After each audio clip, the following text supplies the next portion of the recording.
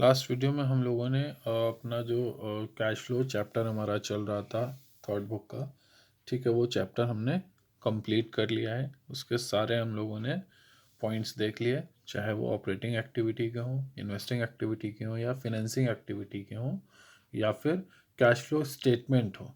ठीक है, तो उसको हम लोगों ने समझ लिया था किस तरीके से हम लोग कैश फ्लो स्टेटमेंट या cash flow from financing activity, investing activity और ऑपरेटिंग एक्टिविटी निकालते हैं। ठीक, तो अब हम लोग न्यू चैप्टर आज से स्टार्ट करेंगे, जो कि हमारा chapter 1, financial statement of a company. ठीक है, किसी भी एक कंपनी की फिनेंशियल स्टेट क्या है उसको हम लोग देखेंगे इस चैप्टर में। ठीक है, तो चलिए देखते हैं हमारे लर्निंग ऑब्जेक्टिव्स क्या हैं इस चैप्टर में। सिंपल है, सबसे पहला हमारा financial statement of a company, जिसमें आएगा balance sheet, profit and loss account और statement of profit and loss. Third आएगा नोट्स टू अकाउंट और फोर्थ कैश फ्लो स्टेटमेंट, जो कि हम लोग पढ़ चुके हैं। ठीक है, तो वो सब इसी चैप्टर में देखेंगे हम लोग, पढ़ते हैं इसको। ठीक है, चलिए इसके बाद हमारा characteristics and nature of financial statements, balance sheet, format of balance sheet, explanation of heads and contents of balance sheet, difference between provision and reserve, statement of profit and loss, format of statement of profit and loss, explanation of heads and contents of statement of profit and loss, objectives of financial statements, essentials of financial statements, parties interested in financial statements or users of financial statements। Next आ गया हमारा limitations of financial statements, और जो कि हमारा last point है इस chapter का, जो कि हम लोग इस चैप्टर में डिस्कस करेंगे। ठीक है, तो चलिए स्टार्ट करते हैं हम लोग अपना चैप्टर। ठीक, तो इस चैप्टर में जो कि है financial statement of a company, इसमें हम लोग सबसे पहले देखेंगे मीनिंग ऑफ फाइनेंशियल स्टेटमेंट्स। ठीक है, क्या देखने जा रहे हैं हम लोग? Meaning of financial statements. ठीक, तो financial statements are prepared following the accounting principles, practices and the accounting standards. जो फाइनेंशियल स्टेटमेंट होता है हम लोग किस तरीके से प्रिपेयर करते हैं, जो भी कंपनी के अकाउंटिंग प्रिंसिपल्स होते हैं उनको फॉलो करके, प्रैक्टिस के साथ और साथ ही साथ अकाउंटिंग स्टैंडर्ड के साथ हम लोग फाइनेंशियल स्टेटमेंट प्रिपेयर करते हैं। Section 129 of the companies act 2013 prescribes that balance sheet and profit and loss account, जिसको हम लोग statement of profit and loss भी बोलते हैं, are prepared in form prescribed in schedule 3 of the companies act 2013। ठीक है, तो जो सेक्शन 129 है कंपनीज एक्ट 2013 का, वो हमें क्या प्रिस्क्राइब कर रहा है कि जो बैलेंस शीट और प्रॉफिट एंड लॉस अकाउंट, जिसको हम लोग पीएल अकाउंट भी बोलते हैं, ठीक है, वो किस फॉर्म में बनाया जाएगा, जो फॉर्मेट हमें प्रिस्क्राइब किया गया है शेड्यूल 3 ऑफ कंपनीज एक्ट 2013 में। A set of financial statements as per section 2 subsection 40 of the companies act 2013 includes. ठीक है, अब जो सेट होता है हमारा फाइनेंशियल स्टेटमेंट का, उसमें क्या क्या इंक्लूड रहता है, तो सबसे पहले उसमें इंक्लूड रहता है हमारा बैलेंस शीट। ठीक है, फाइनेंशियल स्टेट में सबसे पहले आता है स्टेटमेंट में बैलेंस शीट। ठीक है, बैलेंस शीट क्या होती है? It is a statement of assets, liability and equity. ठीक है, जो कि शेयर होल्डर्स फंड होता है of the company at a given date. किसी एक डेट पर जो कंपनी की एसेट्स, लाइबिलिटी और इक्विटी का जो स्टेटमेंट होता है उसको बोलते हैं हम लोग बैलेंस शीट।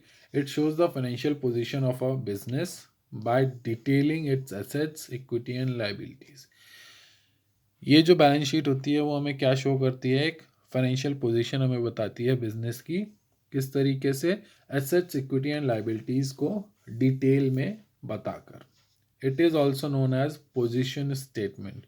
तो बैलेंस शीट को हम लोग पोजीशन स्टेट के नाम से भी, स्टेटमेंट के नाम से भी जानते हैं।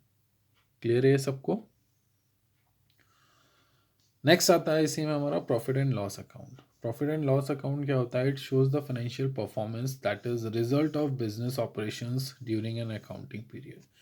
जो प्रॉफिट एंड लॉस अकाउंट होता है, इसमें क्या होता है ये एक तरीके का फाइनेंशियल परफॉर्मेंस बताता है किसी भी बिजनेस का कि जो बिजनेस ऑपरेशंस हैं एक अकाउंटिंग पीरियड में वो किस तरीके से चल रहे हैं या कितना अच्छे ढंग से चल रहे हैं। ठीक है, it is described as statement of profit and loss in part 2 of schedule 3 of the companies act 2013। अब इसको कहाँ डिस्क्राइब किया गया है as a statement of profit and loss? इसको जो पार्ट 2 है हमारा शेड्यूल 3 का कंपनीज एक्ट 2013 में दिखाया गया है या डिस्क्राइब किया गया है, and is also known as income statement, जिसको हम लोग इनकम स्टेटमेंट के नाम से भी जानते हैं। थर्ड आता है इसी में हमारा notes to accounts. Notes to accounts क्या होता है? Balance sheet and statement of profit and loss are supported by the notes giving detail of items in the balance sheets and statement of profit and loss. तो notes to account का काम क्या होता है? जो balance sheet and statement of profit and loss होता है उसको सपोर्ट करने का, किस तरीके से? नोट्स देकर किसी भी आइटम की डिटेल के साथ। ठीक है, बैलेंस शीट या statement of profit and loss account में इस तरीके से नोट्स टू अकाउंट हमारा बनता है। ठीक, आगे बढ़ते हैं इसी में। आगे है हमारा कैश फ्लो स्टेटमेंट। अब कैश फ्लो स्टेटमेंट क्या होता है? It is a statement prepared in accordance with accounting standard 3 cash flow statement to show inflow and outflow of cash and cash equivalent, जो कि हम लोग चैप्टर पढ़ चुके हैं पहले ही। ठीक है, तो कैश फ्लो का मतलब हम लोग अच्छे से समझते हैं। ठीक है, आगे बढ़ते हैं इस चैप्टर में। तो चलिए हम लोग देखते हैं कि फाइनेंशियल स्टेटमेंट क्या होता है, डेफिनेशन क्या है फाइनेंशियल स्टेटमेंट की। The financial statements provide a summary of accounts of a business enterprise. जो फाइनेंशियल स्टेटमेंट होता है ये क्या होता है? हमें समरी बताता है हमारे accounts of a business enterprise, जितने भी अकाउंट्स होते हैं बिजनेस एंटरप्राइज के उसके। ठीक है, the balance sheet reflects the assets liabilities and capital as on a certain date. और जो बैलेंस शीट होती है वो हमें क्या रिफ्लेक्ट करती है कि हमारी एसेट्स लाइबिलिटीज़ और कैपिटल की क्या पोजीशन है किसी भी एक पर्टिकुलर डेट पे। And income statement showing the results and operations during a certain period. और जो इनकम स्टेटमेंट होता है वो हमें क्या शो करता है? रिजल्ट शो करता है और ऑपरेशंस को बताता है कि किसी एक सर्टेन पीरियड में क्या रिजल्ट है हमारा, क्या ऑपरेशंस हैं। ठीक है, ये डेफिनेशन दी थी जॉन एंड मायर ने। ठीक है, तो यहाँ पे हम लोगों ने ये डेफिनेशन समझ ली कि क्या डेफिनेशन होती है हमारी फाइनेंशियल स्टेटमेंट की। अब आगे बढ़ते हैं इसी में। चलिए इस चैप्टर में आगे बढ़ते हैं हम लोग। सबके बाद देखते हैं हम लोग डेफिनेशन समझने के बाद characteristic of financial statement. Financial statement की क्या कैरेक्टरिस्टिक्स होती हैं इसको समझते हैं। जैसे नंबर 1 है हमारा, they relate to past period and this are historical documents. अब जो फाइनेंशियल स्टेटमेंट्स होते हैं ये किससे रिलेट करते हैं? जो हमारा पीरियड बीत चुका है, ठीक है, जो टाइम हमारा बीत चुका है उससे रिलेट करते हैं, और जो भी डॉक्यूमेंट्स होते हैं पुराने उनसे रिलेट करते हैं। They are expressed in monetary terms. तो जो भी फाइनेंशियल स्टेटमेंट्स होते हैं वो मॉनेटरी टर्म्स में ही एक्सप्रेस किए जाते हैं। दे show financial position through balance sheet and financial performance through statement of profit and loss. ठीक है, जो फाइनेंशियल स्टेटमेंट्स होते हैं वो क्या हमें जो फाइनेंशियल पोजीशन होती है किसी एक एंटरप्राइज की वो बताते हैं किसके थ्रू? बैलेंस शीट के थ्रू। और जो फाइनेंशियल परफॉर्मेंस होती है वो किसके थ्रू बताते हैं हमें? प्रॉफिट एंड लॉस स्टेटमेंट से। ठीक है, नेक्स्ट आ गया हमारा कैरेक्टरिस्टिक ऑफ बैलेंस शीट। अब बैलेंस शीट की क्या कैरेक्टरिस्टिक होती है इसको समझते हैं। ठीक है, तो balance sheet it show the financial position of a company at a specific point of time. किसी एक स्पेसिफिक पॉइंट ऑफ टाइम पे किसी भी एक एंटरप्राइज या कंपनी की क्या फाइनेंशियल पोजीशन है ये शो करते हैं हमें balance sheet. The accounting equation describes assets and liabilities, that is assets is equals to liabilities plus owners equity, that is share holders fund. जो अकाउंटिंग इक्वेशन होती है, ठीक है, वो हमें क्या बताती है? एसेट्स और लाइबिलिटी को ज़्यादा अच्छे से डिस्क्राइब करती है। तो इक्वेशन क्या होगी हमारी? Assets is equals to liabilities plus owners equity, जिसको हम लोग शेयर होल्डर फंड या फिर कैपिटल भी बोलते हैं। ठीक है, थर्ड आ गया हमारा, it is prepared by taking balance of assets, liability and equity as on the date when it is prepared. ठीक है, जब बैलेंस शीट को बनाते हैं तब हम लोग क्या देखते हैं, बैलेंस ऑफ एसेट्स देखते हैं, लाइबिलिटी देखते हैं और कैपिटल देखते हैं। ठीक है, जिस भी डेट पर बनाते हैं उस डेट तक का। The accounts in the balance sheet में have an opening balance, transactions during the year and closing balances. ठीक है, तो जो अकाउंट्स होते हैं बैलेंस शीट में उसमें हो सकता है ओपनिंग बैलेंस भी हो उनके, ठीक, करेंट ईयर के ट्रांजेक्शन भी हो सकते हैं और क्लोजिंग बैलेंस भी उसमें हो सकता है। ठीक है, तो ये होता है हमारा बैलेंस शीट क्या या कैरेक्टरिस्टिक ऑफ बैलेंस शीट। ठीक है, आगे बढ़ते हैं इसी में।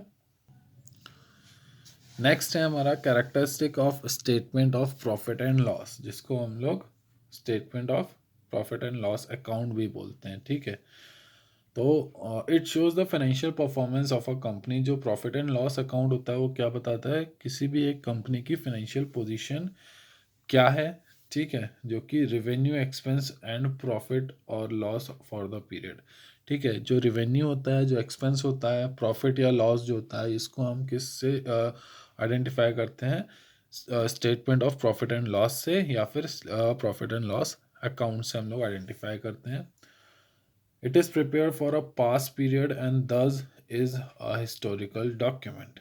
ठीक है, ये क्या होता है, जो टाइम पीरियड बीत चुका है या हम लोग उसको स्पेंड कर चुके हैं उस टाइम पीरियड के लिए बनाया जाता है, इसीलिए एक हिस्टोरिकल डॉक्यूमेंट होता है या यूजफुल डॉक्यूमेंट होता है। It is for a specific accounting period. जो statement of profit and loss या प्रॉफिट एंड लॉस अकाउंट होता है, ये किसी एक स्पेसिफिक टाइम पीरियड के लिए बनाया जाता है। ठीक है, मान लीजिए स्टैंडर्ड अकाउंटिंग टाइम पीरियड क्या होता है, 1 अप्रैल टू 31 मार्च होता है। ठीक है, और नॉर्मली इसी टाइम पीरियड के लिए ही लोग बनाते हैं statement of profit and loss. हो सकता है कोई 3rd मंथली बनाता हो, कोई 6 मंथली बनाता हो या कोई मंथली बनाता हो। ठीक है, अपनी जो फाइनेंशियल पोजीशन है उसको समझने के लिए। लेकिन नॉर्मली क्या होता है, लोग एक अकाउंटिंग पीरियड जो होता है हमारा 1 अप्रैल टू 31 मार्च, उस टाइम पीरियड के लिए इसको प्रिपेयर करते हैं। ठीक है, तो आज की वीडियो में हम लोग इतना ही देखेंगे, आगे इसके आगे का समझेंगे कि क्या होता है।